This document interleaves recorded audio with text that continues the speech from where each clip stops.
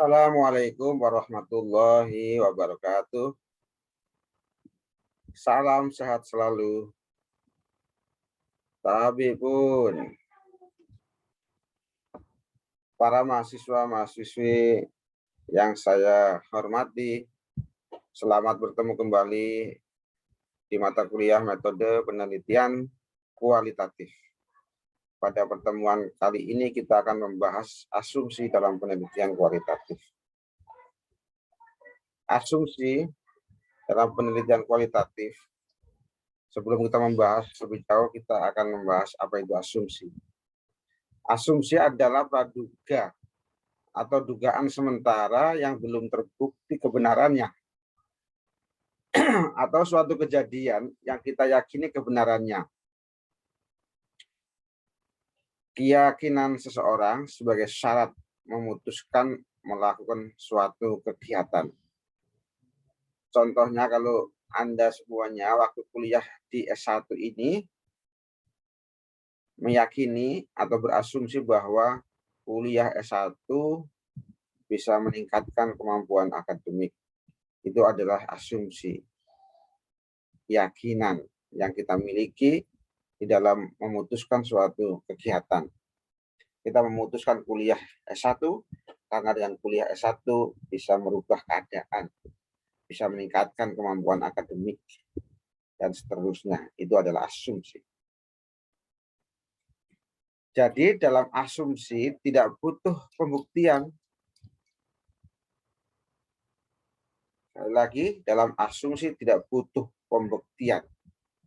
Beda dengan hipotesis. Hipotesis adalah jawaban sementara dari rumusan masalah, dari suatu penelitian, dan itu perlu dibuktikan atau diverifikasi kebenarannya.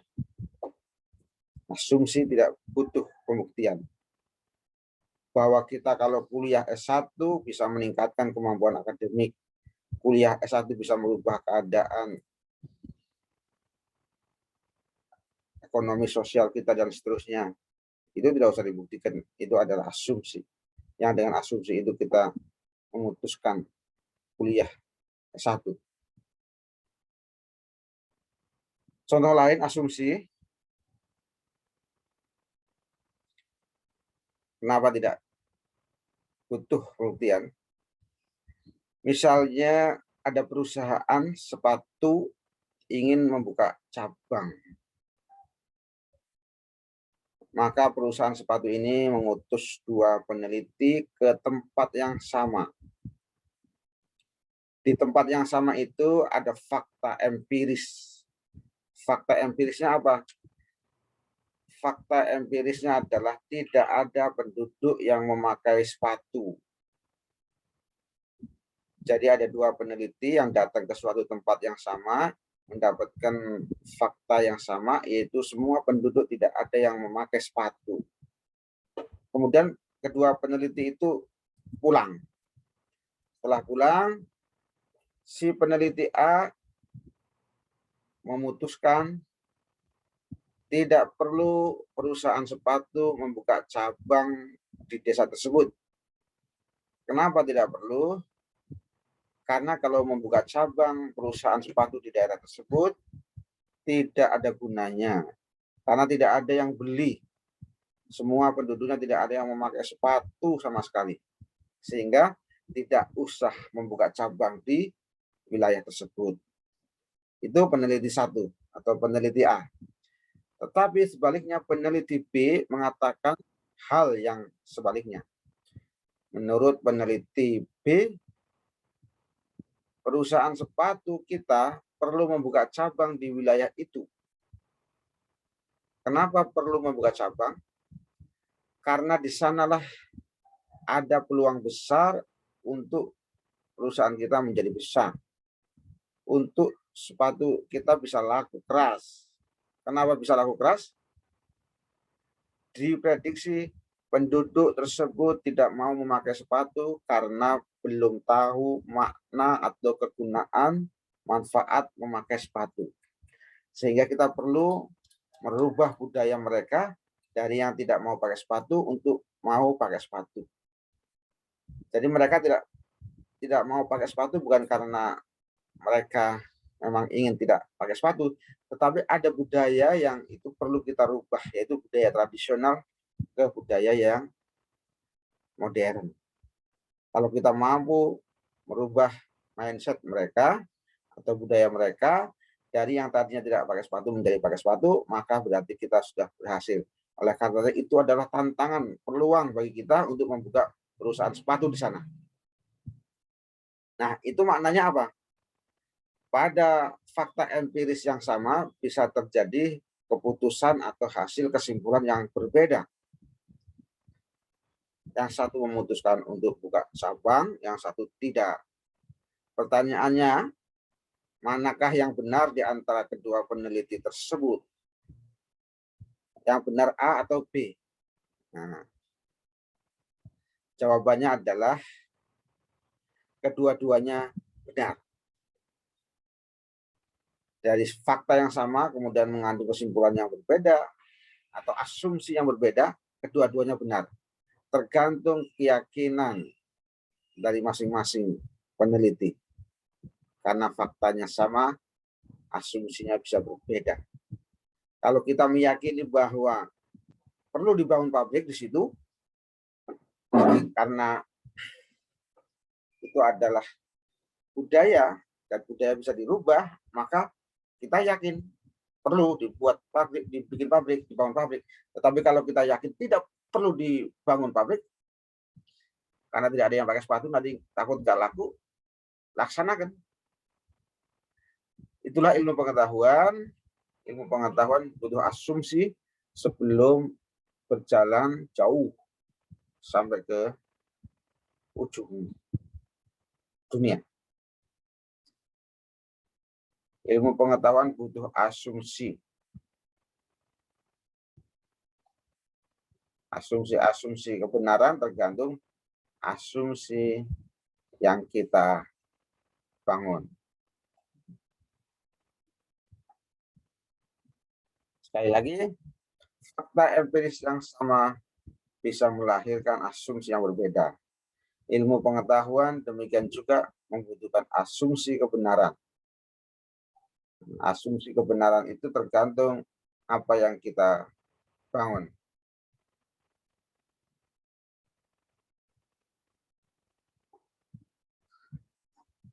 Beda dengan hipotesis, tadi hipotesis itu perlu pembuktian. Hipotesis adalah jawaban sementara atas rumusan masalah yang disusun sesuai dengan teori, bukti, dan fakta. Sehingga hipotesis perlu diuji. Tapi kalau asumsi tidak. Fungsi asumsi yang pertama, bisa menentukan paradigma penelitian. Jadi paradigma penelitian itu mau seperti apa?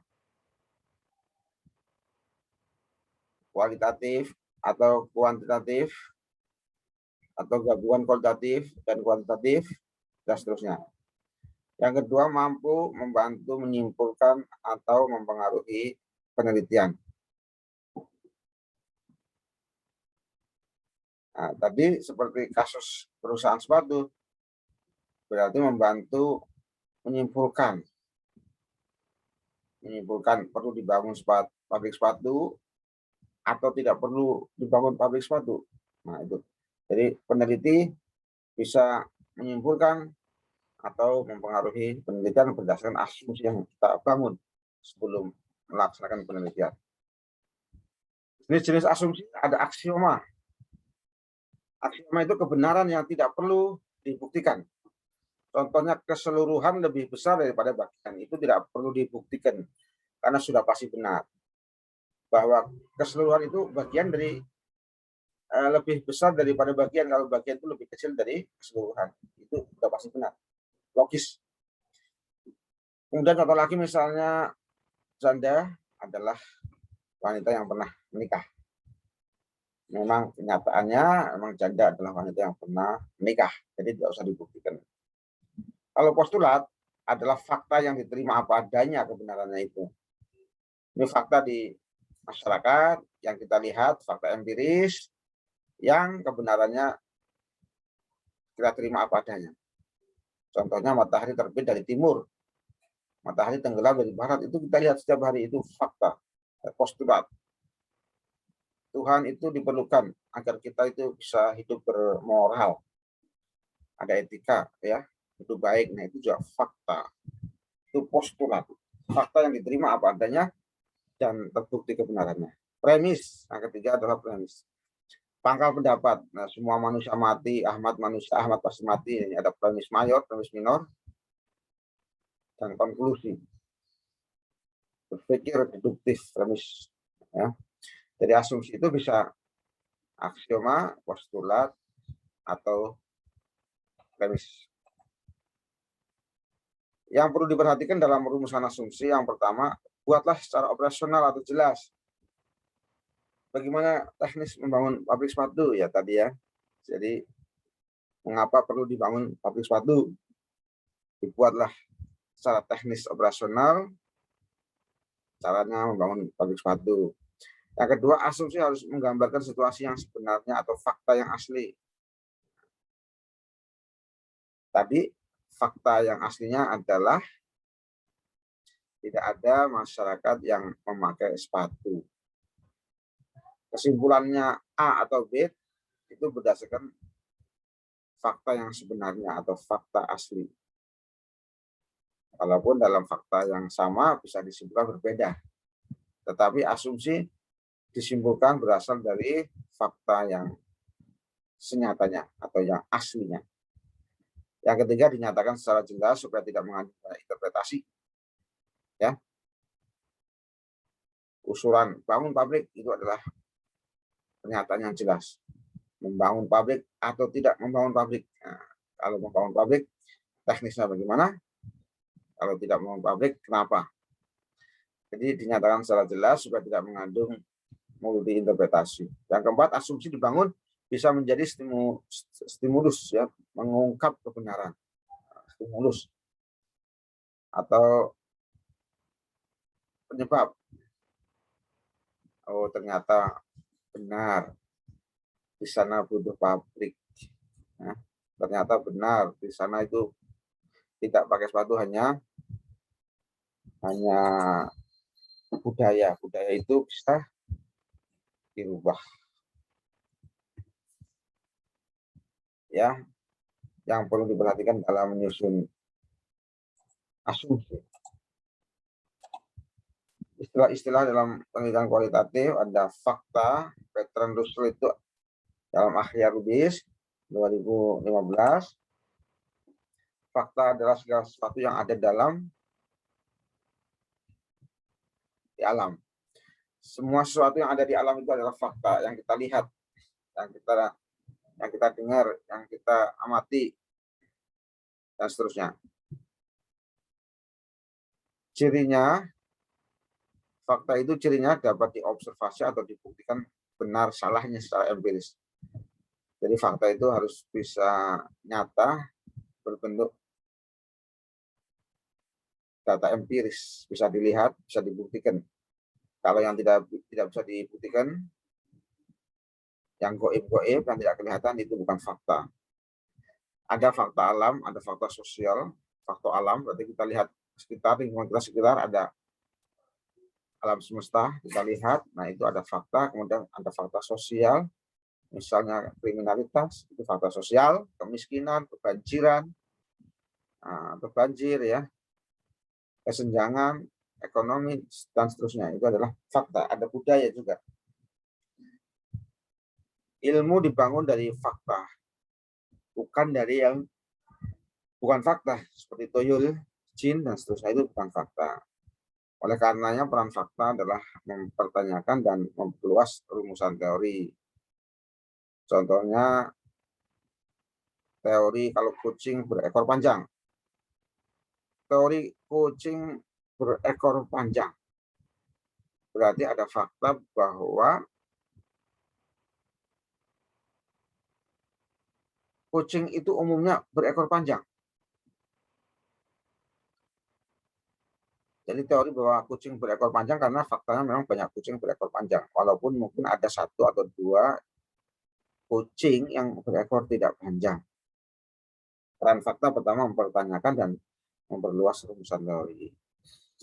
Yang kedua, memverifikasi atau falsifikasi teori. Falsifikasi itu kekeliruan, pengguguran teori lewat fakta. Jadi semua kucing berekor panjang.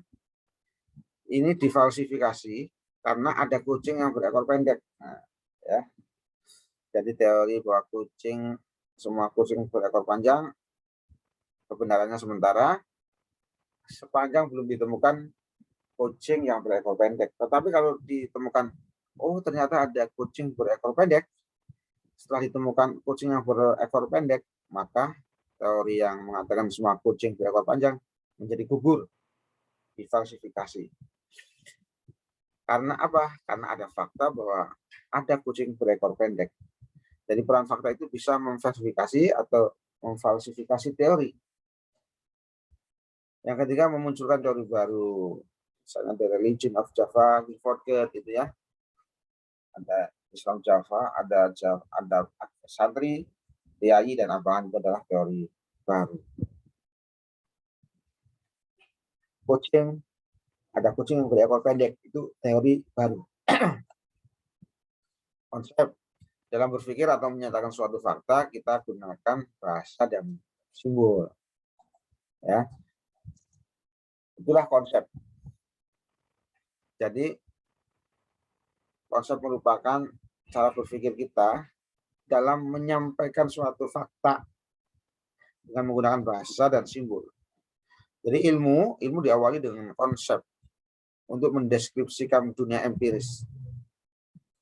Apa yang kita lihat, apa yang kita amati, apa yang kita dengar, itu kita deskripsikan. Sehingga konsep itu adalah abstraksi yang mewakili objek, sifat-sifat suatu fenomena tertentu. Contohnya konsep demokrasi, konsep keadilan, konsep feminis, konsep kemerdekaan. Nah, konsep-konsep ini adalah sebagai bahasa atau simbol untuk mengungkapkan fakta di lapangan. Demokrasi itu apa? Demokrasi adalah bla bla bla bla bla. Nah, demokrasi ini mewakili suatu berpikir atau fakta yang ada dalam masyarakat berkaitan dengan demokrasi. Sehingga bisa dirangkum fakta-fakta dalam masyarakat itu dengan konsep. Ada demokrasi, keadilan, feminis, kemerdekaan, abstrak sifatnya ya. Fungsi konsep demikian. Yang pertama, memberikan pemahaman yang sama. Konsep adil. Jadi konsep adil ini memberikan persepsi yang sama bahwa adil itu adalah misalnya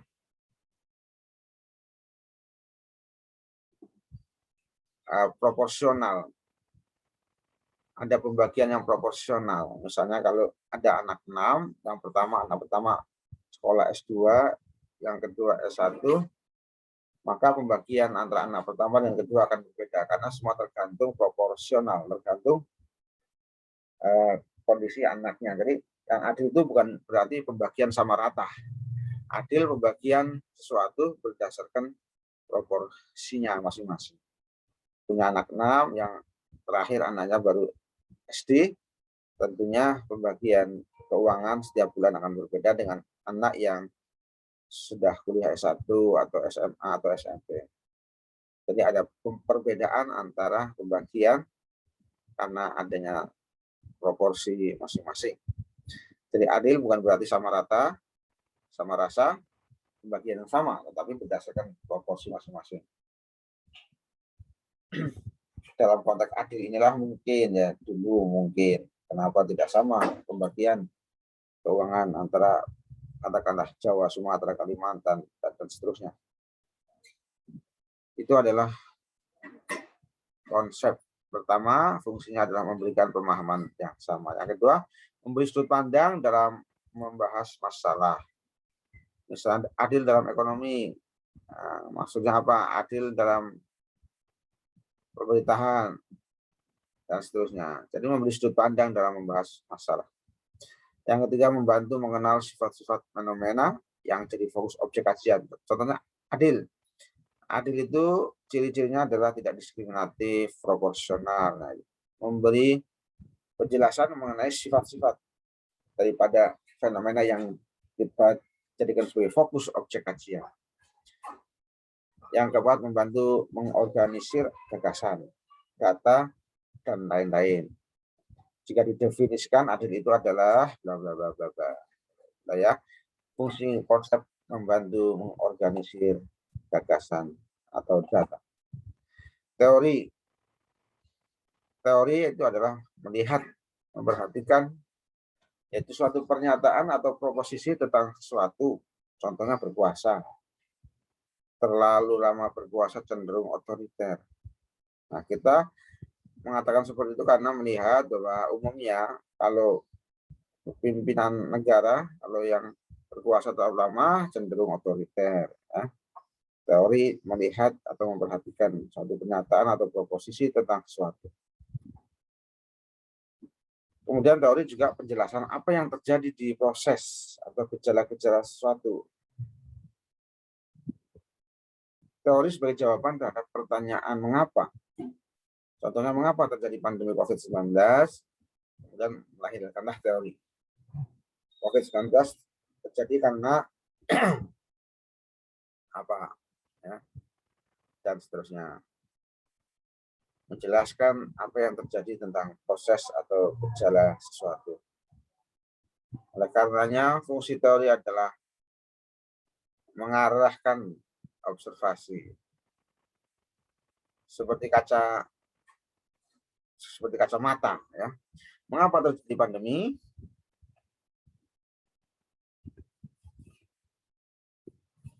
Sehingga fokus kita teorinya ke situ, ingin menjelaskan mengapa terjadi pandemi, sehingga fokus kita ke teori itu, teori tentang proses terjadinya pandemi COVID-19. Jadi dengan teori kita bisa terarah di dalam melakukan suatu kajian atau observasi, tidak melebar atau meluas kemana-mana. Yang kedua, merangkum pengetahuan, berarti pengetahuan tentang pandemi, berkaitan dengan pandemi kita jelaskan, kita rangkum. Kemudian yang ketiga, teori memprediksi atau mengontrol fakta supaya tidak terjadi pandemi lagi di masa yang akan datang. Bagaimana? Teori bisa memprediksi atau mengontrol fakta.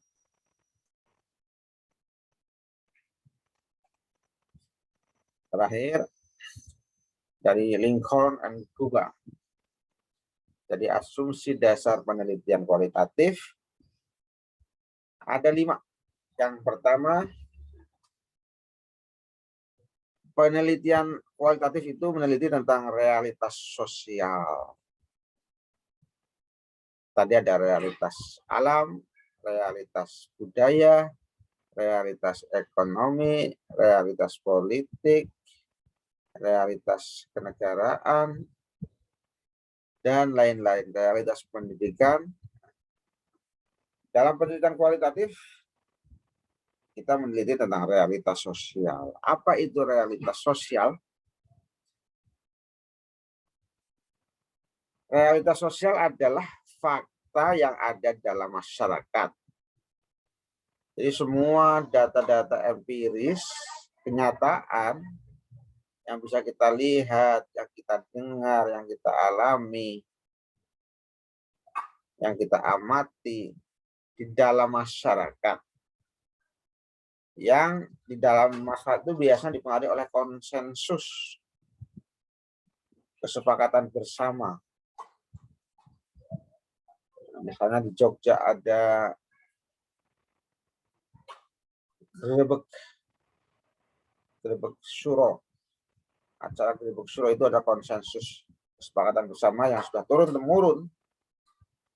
Kebiasaan, ya, budaya, dan interaksi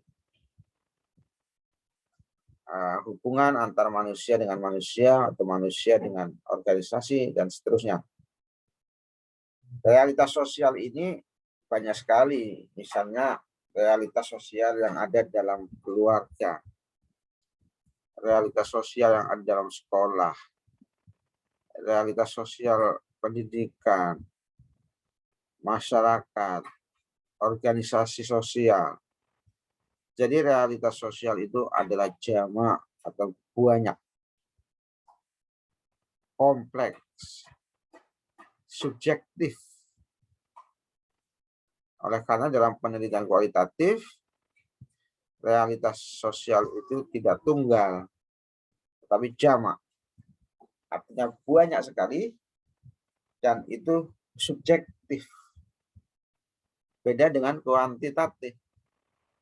Kuantitatif itu realitas sosial itu objektif, tunggal. Realitas sosial diukur lewat instrumen-instrumen sehingga objektif hasilnya. Sekali lagi, dalam penelitian kualitatif, realitas sosial itu di masyarakat, semua fakta kejadian yang terjadi dalam masyarakat yang dipengaruhi oleh konsensus, interaksi, dan kebiasaan bisa terjadi dalam keluarga, sekolah, masyarakat, pendidikan, organisasi, dan seterusnya, serta sifatnya adalah subjektif. Kenapa subjektif? Karena realitas sosial itu jamak, banyak, dan itu adalah sifatnya individu yang tahu individu. Oleh karenanya, untuk bisa mengetahui secara mendalam apa yang melandasi, melatar belakangi realitas sosial, kita harus melakukan penelitian yang mendalam, tidak hanya sekedar membuat instrumen selesai dianalisis, tetapi harus mengetahui makna terdalam secara fenomenologis, mengetahui makna terdalam dari suatu peristiwa sosial lewat observasi, lewat wawancara, lewat observasi partisipan, dan seterusnya. Yang pertama, realitas sosial dalam penelitian kualitatif adalah fakta yang ada dalam masyarakat. Yang itu adalah subjektif. Oleh karena harus didekati dengan pendekatan yang mendalam, kualitatif. Yang kedua, hubungan peneliti versus yang diteliti. Epistemologi. Dalam penelitian kualitatif, peneliti dengan yang diteliti tidak menjaga jarak. Antara kita yang meneliti dengan yang kita teliti tidak ada jarak. Kalau bisa harus dekat, sedekat-dekatnya. Karena kalau kita sudah dekat, apa yang kita butuhkan akan mereka serahkan ke kita. Data-data apapun yang kita butuhkan, mereka akan menyerahkan itu semua. Mereka akan terbuka menjawab semua pertanyaan-pertanyaan yang kita inginkan. Sehingga dalam penelitian kualitatif harus diingat, tidak ada jarak antara peneliti dengan yang diteliti. Kita harus berusaha untuk mendekati mereka dengan pendekatan personal yang mendalam, kekeluargaan, dan seterusnya, sehingga mereka sudah menganggap kita sebagai orang kita, sebagai orang sendiri, sebagai keluarga besar kita, sehingga kita bisa menyelami kehidupan yang ada di dalam diri mereka. Ya, beda dengan penelitian kuantitatif. Dalam penelitian kuantitatif, antara peneliti dengan yang diteliti itu selalu menjaga jarak, tidak netral, ya, bebas, ya, bebas dari nilai netral, menjaga jarak atau kaku. Jadi hubungan antara peneliti yang diteliti itu objektif, kaku, tidak manusiawi, kalau saya katakan, ya, seperti mesin. Kalau kualitatif tidak ada jarak, harus dekat, sedekat-dekatnya. Kenapa? Supaya terjadi interaksi yang hangat. Apa yang kita butuhkan akan mereka penuhi. Tidak kaku, akrab, informal, dan seterusnya. Kuantitatif menjaga jarak dan kaku. Yang ketiga, ada peran nilai atau aksiologi. Dalam penelitian kualitatif, kita ingin mengungkap nilai dan bias-biasnya sendiri, serta nilai yang terkandung dalam fakta. Oleh karenanya, karena kita ingin mengungkap nilai, maka nilai yang kita ungkap itu pun bias, subjektif. termasuk kita sendiri. Ya. Kita ingin mengungkap nilai itu subjektif, maka kita pun terkena imbasnya. Peneliti tidak bisa objektif seobjektifnya.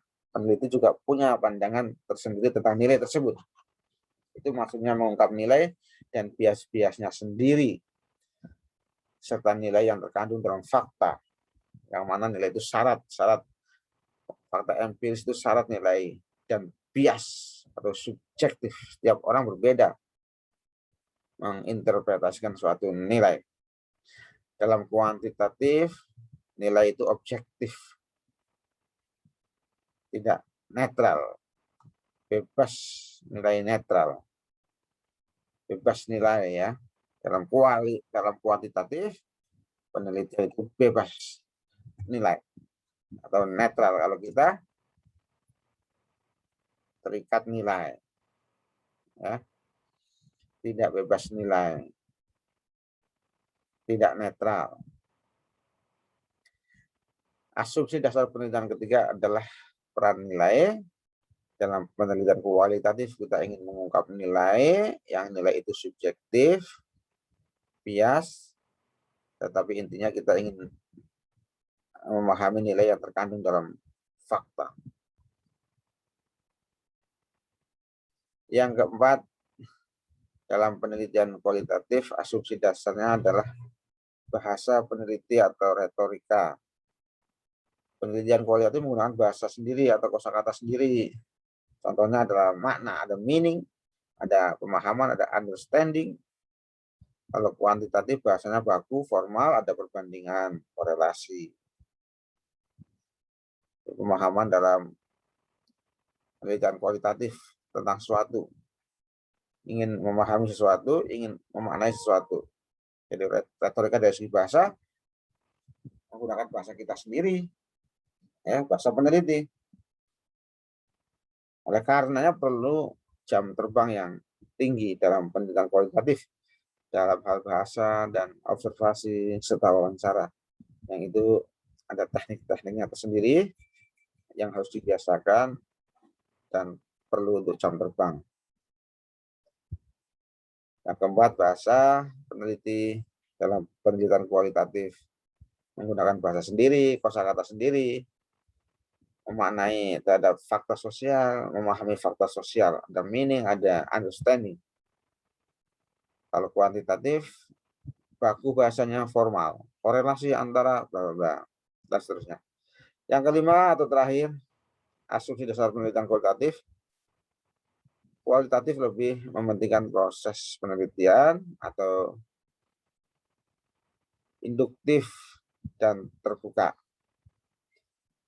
Jadi bukan hasil tapi proses penelitian dalam penelitian kualitatif, di mana terbuka, penelitian kualitatif lebih terbuka dan induktif dari kasus ke kasus, kasuistis. Pengembangan pola teori untuk mendapatkan pemahaman yang kontekstual. Sedangkan kuantitatif deduktif dari umum ke khusus, tertutup, generalisasi, menguji teori. Makanya ada hipotesis dalam kuantitatif. Hipotesis itu adalah tadi saya katakan suatu kesimpulan sementara yang itu untuk menguji rumusan masalah dalam penelitian. Uji teori, kuantitatif menguji teori. Kalau kualitatif menemukan teori, ya, karena prosesnya yang panjang, induktif dan terbuka, pengembangan pola. Para mahasiswa sekalian, untuk sementara itu pertemuan kita hari ini. Nanti kita lanjut di waktu yang akan datang. Kurang lebihnya mohon maaf. Assalamualaikum warahmatullahi wabarakatuh.